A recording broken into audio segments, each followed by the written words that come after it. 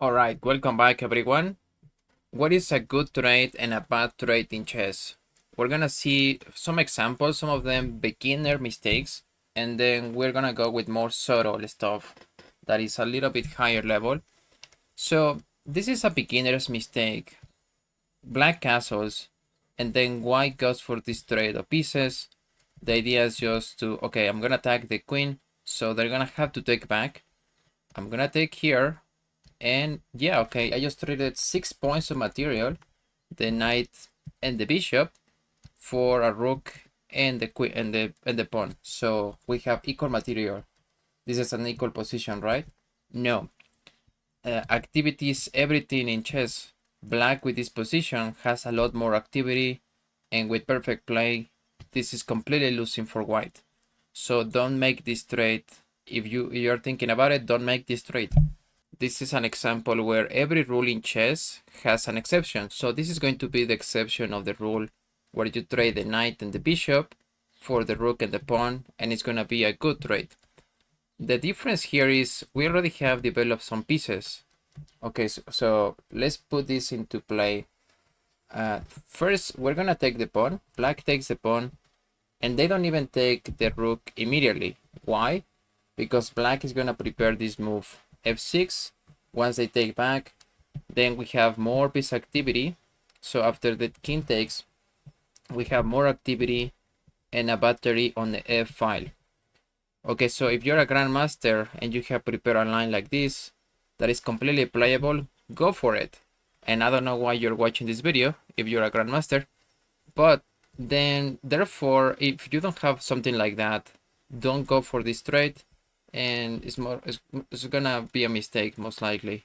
Now we have learned that focusing on the material is not the most important factor, but the activity of the pieces. In other words, what your pieces are doing, not who has more of them.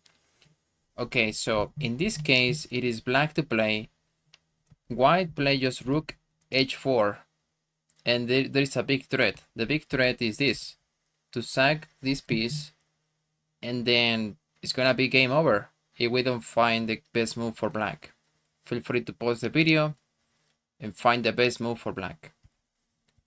Okay, so the best move, just giving up material, is to sack the queen or to keep the queen. So this is no longer a threat, right? We have eliminated this threat and the game continues. So, but what if we just think about, oh, I'm gonna save my material and I don't wanna give up the queen for now. So let's say we play the, I don't know, like a common move, rook g to e8, for example. Rook goes here.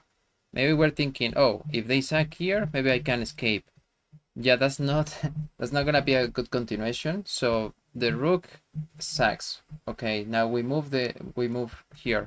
We cannot really take here because we also get checkmated in one move.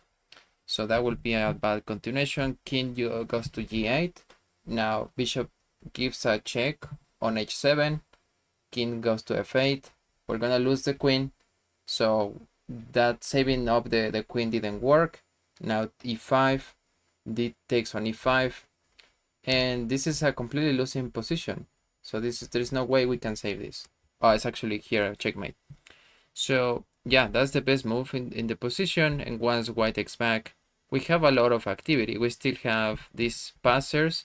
We can think about taking this. We can even take this bishop, and the game goes on. Yeah.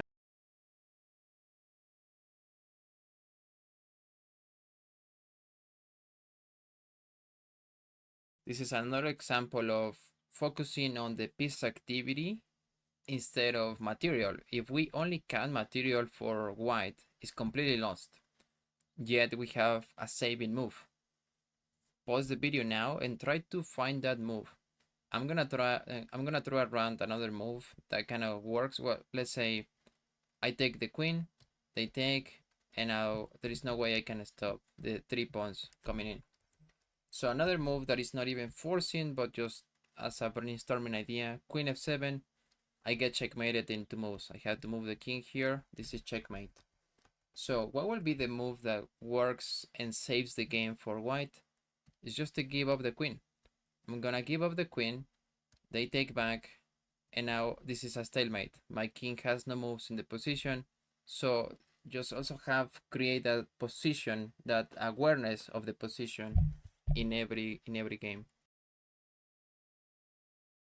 Okay, you always want to trade when you have a very good reason. For example, winning material or avoiding the loss of material. In this case, we're gonna see an example where every time the opponent decides to make a trade, they're gonna be worse in the position. So we have this move d4, bishop goes back, perfect.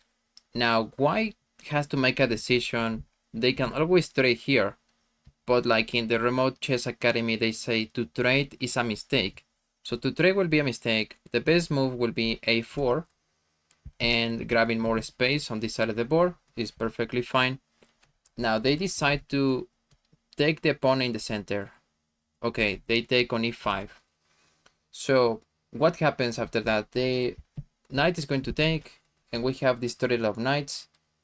We have now to defend the pawn, and we're just worse in this position.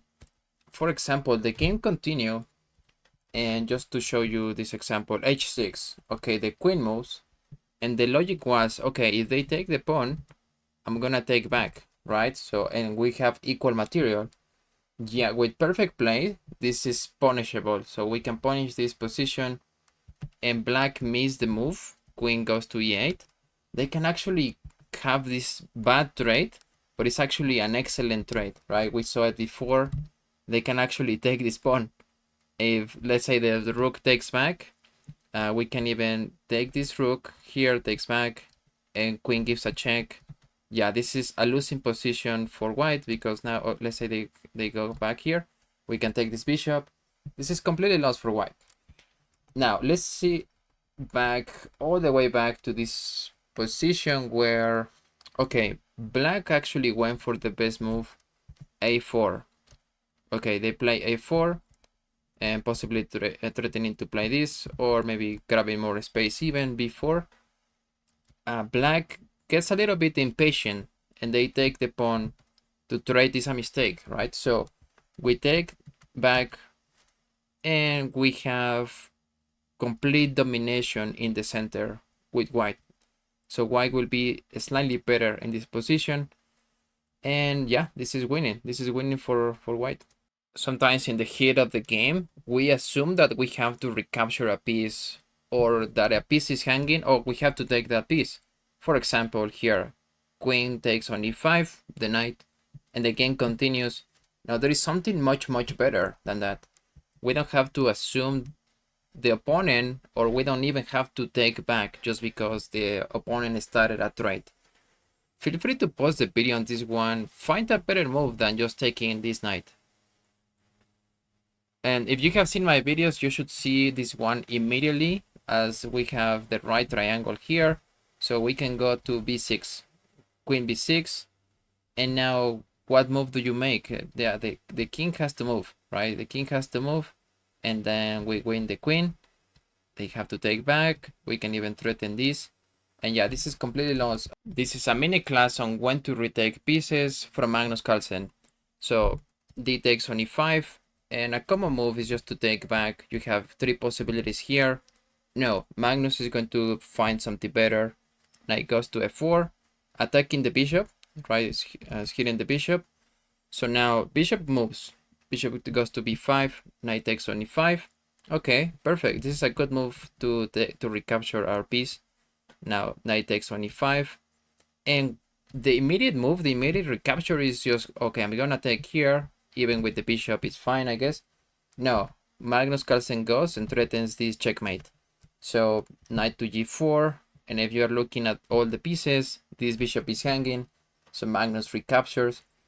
Okay, bishop, knight goes to b3, knight gives a check on e2, the king has to move. Bishop takes on g4, and amazing, this is a good trade, because now it's gonna weaken all the h file. Okay, now rook goes to e8, bishop e3, rook takes on e4, that pawn was hanging, rook goes to e1, and now this is going to be a brilliancy from Magnus Carlsen, one of the best moves probably. It's a beautiful move to win the game. Feel free to pause the video if you want to find, it's like a sequencing move of two. In two moves you find checkmate into. Okay, queen g5, queen h5, sorry, it's not queen g5, queen h5. And then white resign on the spot, drop mic. There is nothing to be done in this position, because if they take the queen, then rook h4 checkmate. So yeah, this is a beautiful game where you can see how the piece activity matter more than material or just recapturing immediately, because that's what you're supposed to do. No, you can just create more opportunities, like in this short example.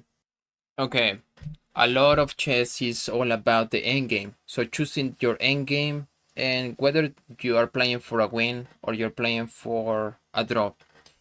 In this case, I want you to identify, just answer, are we playing for a win with black? This is black to move, or are we playing for a draw? Or are we completely lost in the position? So the right answer is we're actually just playing for a draw. Therefore, that also influences your decision-making process on which pace to take. We're under a check. So one of the moves is not the best move. A move is going to be, okay, let's just take the knight. The problem is after the king takes, we don't have a lot of possibilities to keep pushing these pawns. That's the problem. That's gonna be kind of the problem here. The best move is actually just to ignore here.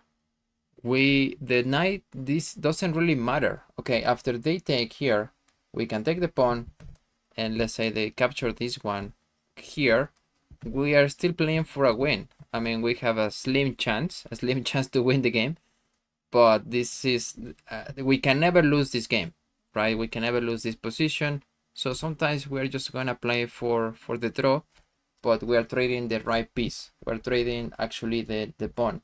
We're not trading the knight for no reason. Another mistake people make, including myself, this is one of my games, is simplifying too much, where you don't have enough material to win the game. And I was winning the whole time, but I missed the moves, I was low on time, but it's a good example. So I go with rook e3, threatening to take this knight, king to d2, and I could have waited, I could have made other waiting moves, right? Maybe go back here, give a check, and the game would have continued. I was so confident in my abilities. So rook takes on e2, and I figure, okay, I'm just gonna take the pawn, maybe next the other pawn, and this is completely lost for white. And yeah, objectively it is, but I missed the moves. King goes to e3, and I got confused here. I play king c2. No, I just should have taken this pawn. Should have taken this pawn once they take back. Sorry, here. Yeah, they take here, takes here, and they don't have enough tempo. So let's say they go here. I'm gonna push this pawn, right? That is the winning move. But I missed it. Then later I didn't have enough material to win the game. I took the pawn, so everything is going to fizzle out into a draw. And I was like, oh no, I just missed my opportunity. So yeah, simplifying too much can also be a mistake. Okay guys, thanks for watching. Please comment, like, and subscribe. Check out the exclusive content I have for you for $1. And I will see you in the next one. Take care.